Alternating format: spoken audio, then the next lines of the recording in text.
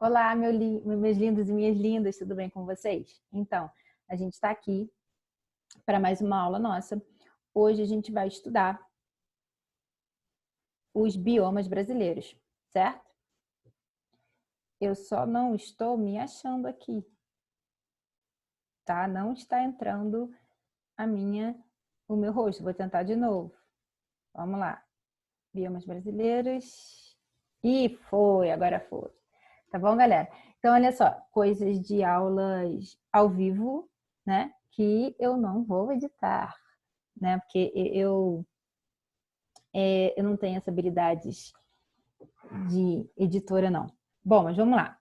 Então, galera, deixa eu só abrir aqui, tá? Então, a gente vai estudar os biomas brasileiros, ou seja, os domínios, né? Que foram selecionadas, né, naturalmente por esses ambientes e que são completamente assim adaptadas ao ambiente em que eles vivem.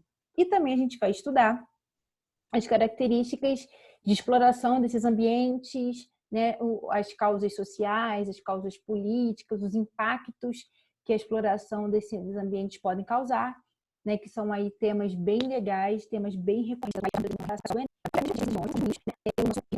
O domínio é um estado muito interessante porque ele tem vários. Eu já tive a oportunidade de visitar aqui essa partezinha aqui que vai pegar.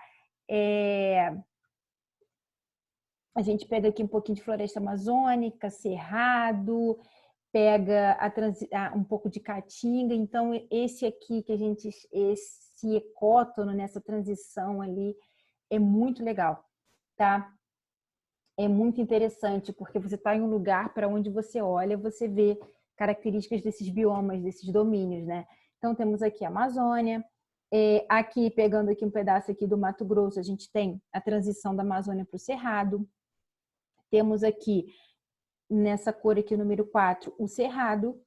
Ele está entrando no Cerrado. Lembrando que o Cerrado aqui é um bioma, a gente vai ver muito legal de estar. Ele é controlado pelo fogo, que se não fosse o fogo, ele ia invadir praticamente todo o litoral também, onde a gente vai ter de mangue, de restinga, né? O 3, tá? Aqui eu peguei os grandes, cada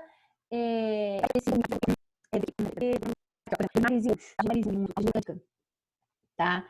O cerrado, a gente vai ver um pouquinho do são, aonde ele ocorre, para você vamos amazônico e qual é o outro que a gente vai ver? Tem um outro aqui que eu agora esqueci, mas a gente vai ver aqui. Então, olha só, eu volto aqui depois, não tem problema nenhum. Então, a gente vai ver o de Mata Atlântica, tá? Ah, mangue, mas aí restinga que tá aqui dentro. Que é o seguinte, mares e morros, é Mata Atlântica. O clima da Mata Atlântica é um clima tropical úmido, tá? O relevo predominante é o Planalto Atlântico, onde a gente tem ali aquela depressão que vem para as praias, tá? A gente tem morros mais arredondados. Se a gente pegar, por exemplo, o Morro da Urca, esses morros são morros ali mais arredondados, tá? Não pode esquecer que a nossa mata aqui, na região sudeste, aqui, Rio de Janeiro, é uma mata atlântica, tá? A vegetação tipo de mata atlântica, clima tropical úmido e ocorrência no sudeste, mas você tem do sul ao nordeste, o litoral praticamente todo é mata atlântica, tá? E vamos ver também o domínio amazônico, esses dois aqui hoje, ok? Que o relevo predominante lá de planícies, quem já teve a oportunidade de visitar ou já viu a floresta amazônica na TV, você quase não tem morro, é tudo plano, tá? O clima é equatorial, quente e úmido, todo ano, chove todo ano, você não tem muita diferença entre as estações do ano lá, as diferenças não são muito marcantes. O solo é um solo pobre, porque a Amazônia já foi mar, então é um solo muito pobre em nutrientes. Pô, Mary, mas por que tem aquela exuberância de árvores todas? Porque a primeira camada do solo, que a gente chama de serrapilheira, onde caem as folhas, as árvores, e você tem uma decomposição ali desses vegetais que caíram, que morreram dos animais, é que é rica, mas o solo mesmo lá, a gente sabe que ela pega chega um pouquinho lá no Nordeste, como a gente viu, mas a predominância dela é no Norte, né, como a predominância da Mata Sudeste, e ela chega a pegar também, a maior parte da Amazônia é brasileira, tá? Então, vamos lá, galera.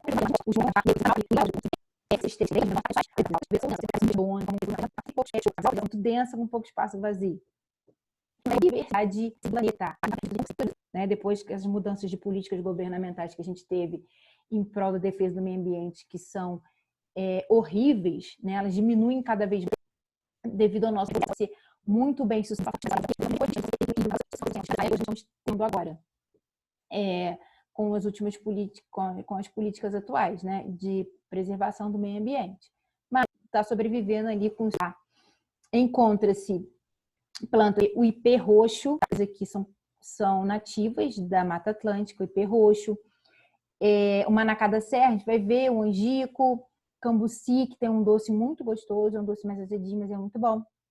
E várias espécies de animais, como a onça pintada, tá? A onça parda também, a onça pintada, ela tá mais ali entre o final da Mata Atlântica e já o Pantanal, tanto que ela pega o Pantanal também, a área de vida dela, ela consegue pegar esses biomas, cerrado ali, muito pouco cerrado, mas aqui, por exemplo, a gente tem muito onça parda, tá? A anta, ou queixada, que é uma espécie de porco, o gavião, o mico-leão dourado, que é uma espécie que está em extinção. A gente tem uma reserva ali indo para Macaé, que a reserva é uma área de proteção ambiental, uma APA, em que a BR-101 corta, que é a reserva do mico-leão dourado, né?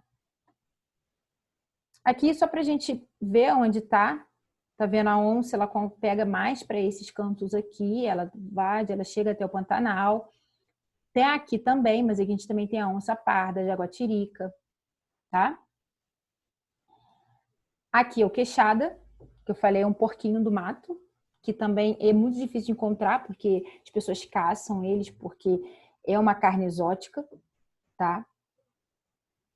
E aqui o pau-brasil. O pau-brasil, a gente teve uma quase extinção dessa árvore, por incrível que pareça. Como é que você vai extinguir uma árvore, né? Porque ela é explorada desde a época da colonização. O caule dela, ela é uma árvore que já mostra aqui a predominância dela no litoral, né, na Mata Atlântica, que é uma mata litorânea.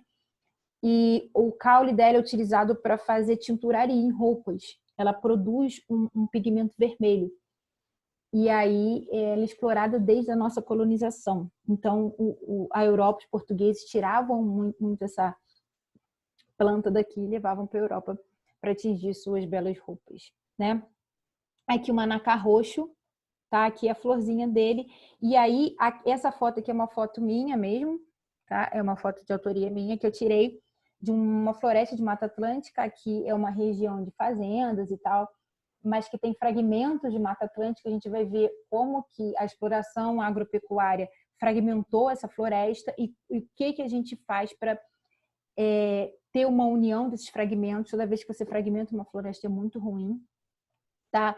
E aí eu achei bonito essas flores roxas e aí depois identifiquei que era o manacá roxo, que era aqui. Então, quando você, por exemplo, tiver a oportunidade de subir a Serra de Petrópolis e quando estiver lá no alto, olhar lá para baixo, você vai ver várias plantas roxinhas no meio da mata, aqui na região sudeste, geralmente é o manacá, tá? Tem o cambuci, que ele dá esse frutozinho aqui, que parece uma amêndoa, né? Mas não é, ele dá um doce bem gostosinho. O angico, provavelmente vocês já viram essas florzinhas perdidas por aí, em jardins e tal, tá? O manacá roxo também é muito utilizado como planta ornamental, em jardins, em ruas. É uma planta que não cresce muito se ela for podada. Se ela não for podada, ela vira isso aqui, ó, tá? Bom, dentro da Mata Atlântica, a gente tem os campos de altitude, que são as serras, tá? Por exemplo, a Serra de Petrópolis, a Serra da Mantiqueira, a gente tá dentro da Mata Atlântica, mas a gente chama de campos dentro da Atlântica. Tem também na região ali de Minas, Tipoca, tem essas grandes montanhas e esses campos quase não tem nenhuma Paulo, exploraram muito seus ambientes, então você tem uma mata, né, por construções. Até às vezes você fala assim, nossa, apareceu um gambá na minha casa, que saco, apareceu um bicho, uma cobra na minha casa. Não foi você que está no território, você que apareceu no território deles, não foram eles que apareceram. Então, quando você tem assim, uma pessoa que mora numa região mais de mata, você tem que manter longe dele, tenta manter, porque se você deixar ele fazer nada, a gente já tem aqui uma foto que aparece na sua casa, até ele está pronto para receber de algum lugar, você possa estar entrando em fala com a tia Mary de te informar o melhor, não a melhor for fazer vocês um mal desse, mas que possa a caça predatória,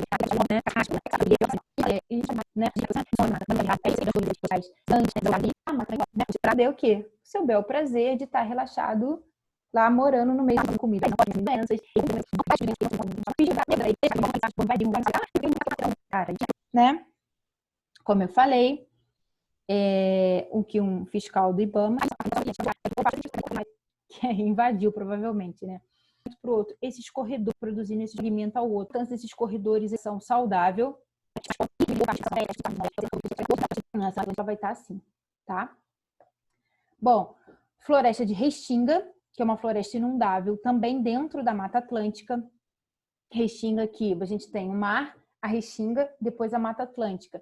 E essa Restinga pode ser pequenininha, pode ser muito grande, tá? Ela tem um solo arenoso, um solo com muita areia, é muito quente, o solo é pobre, tá? E é inundável porque geralmente ela tem ou uma lagoa ou contato com o mar e com o rio ao mesmo tempo, tá bom? Então, aqui alguns animais, por exemplo, que é típico do nosso litoral brasileiro aqui, no caso a Restinga também, né? Então, os seres que habitam esse ecossistema, eles vivem em solo arenoso, rico em sais. Parte do solo fica submersa pela maré alta. E encontramos nesse ecossistema animais como caranguejo Maria Farinha, tá? O besourinho da praia, que é esse e aqui, que às vezes fica lá deitado torrando no sol, né? Se banhando lá no sol, você fica vendo o bichinho andando para lá e para cá, ele cava um buraquinho na areia, você vai lá e tira ele de novo, é um besourinho.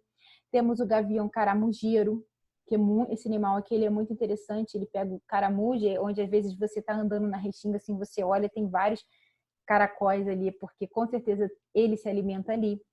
As corujas buraqueiras, tá? A coruja buraqueira, que com certeza você, ao andar por alguma praia ou por algum lugar mais isolado, você já de mata, você já viu essas corujas voando? Elas têm muita quantidade aqui, tá? Aqui são as plantinhas de restinga, que já chegam perto do litoral. Isso aqui eu acho que muita gente já viu até pelas praias do Rio, as praias que não são tão urbanas, né? E esse pássaro vermelho aqui lindo, que eu esqueci o nome dele, que é o tietê-sangue. É um pássaro, assim, eu nunca vi esse pássaro de perto. Ele é bem raro, tá? Aqui a gente tem, terminar aqui. E aí, plantas, a gente tem o sumaré, o aperta-goela, bromélias, os cactos que tem o caule enterrado, porque no meio da restinga aqui você tem umidade, então é mais fresco, né? A gente chama esse cara de coroa de frade, tá? E aqui uma restinga muito famosa que a gente tem no estado do Rio de Janeiro, que é a restinga de Jurubatiba, de Macaé, que a FRJ tem um campus lá que cuida dessa restinga, tá? Essa restinga aqui, eu já andei por essa restinga, já estudei lá, já fiz práticas lá, uma restinga muito interessante, tá? Bom, e os impactos? Construção hoteleira e residencial, lixo e desmatamento. Aqui, ó, isso aqui é um complexo hoteleiro que estava sendo construído na Restinga de Maringá, que foi embargado pelo controle de meio ambiente. Olha como é que ia ser isso aqui, gente.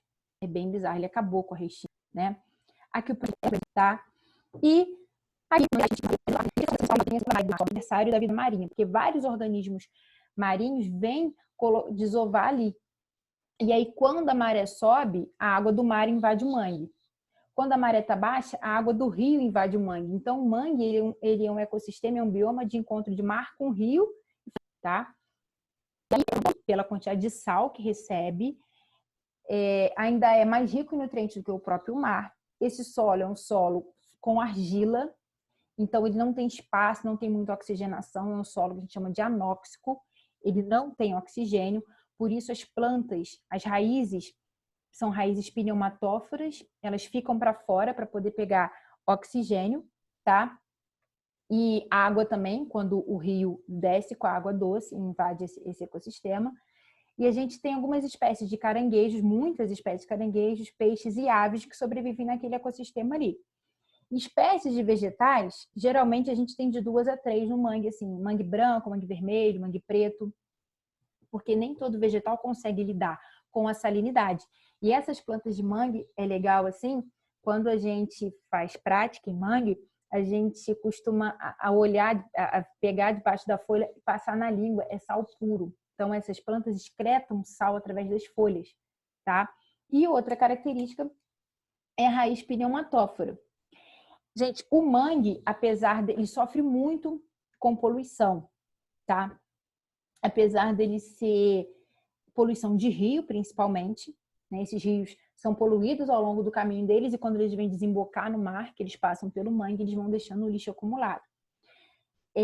No mangue, geralmente, que a gente consegue, dependendo do mangue, a gente consegue encontrar aqui nesses rios de mangue aqui, cavalos marinhos, perto dessas raízes, escoras aqui no caso. E aí o que acontece com o mangue? Só que o mangue, apesar dele ser no litoral, a gente não tem uma exploração imobiliária no mangue como tem na Restinga, por causa do solo. Que esse solo ele é argiloso, então você não consegue fincar estruturas para fazer menos uma coisa, né? Porque ele já sofre tanto. E a gente tem caça e pesca exploratória também. Pesca tanto peixes que vivem ali, alguns peixes ornamentais muito bonitos que vivem no meio dessas raízes.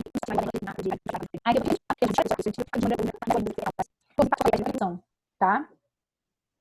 Aqui o de floresta amazônica, tá? Que ele se estende além do território nacional e é a maior floresta equatorial do mundo. As chuvas são frequentes e abundantes todo o ano e todo o dia, chove todo dia, porque você tem uma vegetação muito densa, latifoliada com as folhas largas, então você tem uma evapotranspiração muito grande, essas plantas transpiram muito, por isso que se você está no meio de uma floresta amazônica, você sente muito úmido, muito calor, porque você não consegue, sabe, é uma transpiração assim horrorosa, então elas transpiram muito, aí isso formam nuvens e chove, nuvens carregadas e chove lá no ciclo da água, tá? E aí, como eu falei, o solo lá é muito pobre, mas a camada de solo, a primeira camada é muito rica, porque as folhas e galhos velhos caem e abastece esse solo com nutrientes. Aí possuem algumas espécies, como a Vitória régia, a seringueira, que está aqui, o guaraná, o peixe-boi, que só tem lá, que é a coisa mais delícia do mundo, o pirarucu, a arara, e assim, uma diversidade absurda também, né? Aqui a gente tem, são fotos tão lindas que eu coloquei um slide para cá, tá? O guaraná, que é uma planta que só tem aqui. Ele é lindo, essa planta, as cores. A Vitória régia, tá? Aqui o pirarucu, que é um peixe, você tem vários tamanhos e quando você tem lá uma pesca por subsistência, que é que as comunidades ribeirinhas, comunidades indígenas utilizam daquilo para poder se alimentar, não tem problema algum. Tá? A natureza ela consegue controlar isso e ela se refaz. O problema é quando você tem a pesca exploratória, uma pesca esportiva que os caras tiram, nem esportiva, porque esportiva você ainda consegue controlar. Mas a pesca predatória é absurda. Você tem barcos e barcos com desses animais aqui enormes, maiores até do que esse pirarucu aqui, que é o mesmo peixe, tá? A mesma espécie de peixe. Provavelmente esse aqui é por subsistência. Os caras pescam às vezes esse peixe com a mão. O problema é a pesca exploratória, porque imagina o peixe para ficar desse tamanho, quanto tempo que ele leva, né? Temos o boto, que sofre muito também com a pesca. Ele é um mamífero, é um golfinho, tá? Da espécie dos golfinhos. E ele é rosado, ele vive ali no fenômeno que a gente tem ali do Rio Negro com o Rio, eu acho que Solimões, ele está na transição entre um rio e outro. E ele é explorado turisticamente, pela pesca também, né? Pela caça. A arara, tá? Que é típica de lá também, essa arara mais vermelhinha, azul. E os impactos. Gente, exploração madeireira não preciso nem falar, está todo mundo aqui vendo o que está acontecendo. Extração de minerais também é uma grande preocupação lá. Agropecuária, por isso você tem, às vezes, desmatamento, queimada, porque você precisa desmatar e queimar para poder botar seu gado lá, ou plantar alguma coisa, né? E o que acontece? Desaparelhamento dos órgãos públicos de controle, desaparelhamento do IBAMA por IBAMA, tem o fiscal, eles vão ser fiscalizados, armas, de controle. Tá? Para ocupar esses lugares, para poder favorecer as queimadas, para poder favorecer o desmatamento. Você está tendo pior do que isso, flexibilização de leis, tá? E com isso você tem reservas indígenas que estão sendo dizimadas, né? Assim, comunidades indígenas dizimadas, coisas assim que fazem parte, que têm a sua cultura própria, que fazem parte da nossa cultura, a nossa cultura aqui, em branco, ocidental. Não, eu não sou melhor do que os caras, por que eu vou desvalorizar o conhecimento que eles têm, tudo que eles têm, né? Então, a gente está vivendo um momento muito triste em relação ao meio ambiente. A gente tem um país aqui que tem culpa, que tem a maior floresta do mundo, e a gente está acabando com ela. Só para a gente ter noção aqui, ó. Aqui é um mapa das queimadas, tá? Aliás, um mapa do desmatamento de 2015 e de 2016, tá? Que aumentou muito mais agora. E a gente tem dados do INEP também recentes que comprovam isso, principalmente depois dessa última queimada que a gente teve ali no ano passado, de 2019. Né? É uma queimada que o INEP falou que estava tendo, né? Foi um órgão científico desacreditado por algumas pessoas.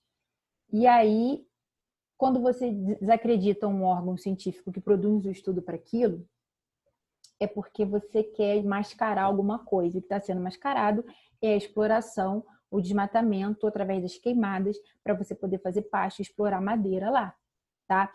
E só para vocês terem noção, nos últimos anos foi a maior queimada da Amazônia nos últimos tempos. Se bobear, foi a maior de todas.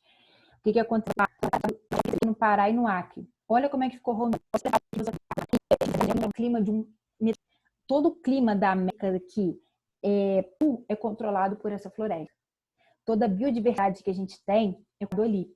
A gente, em termos econômicos, a gente conseguiria... vamos falar em lucros, né? Já que a gente vive num sistema capitalista, a gente conseguia lucrar muito mais. Estou quase fazendo uma live, né, gente? Do que uma aula. A gente conseguia lucrar muito mais, gente, de forma consciente, do que a manter, a flexibilizar essas leis e a gente passar pelo que está passando.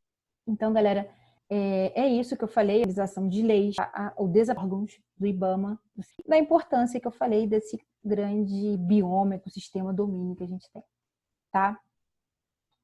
Então, galera, é isso. E os próximos a gente continua. Me perdoem pela minha fala politizada, porque é uma coisa que mexe muito comigo, mas não tem jeito, e acho que a aula é isso, não é só a gente ficar falando assim dos impactos sociais. E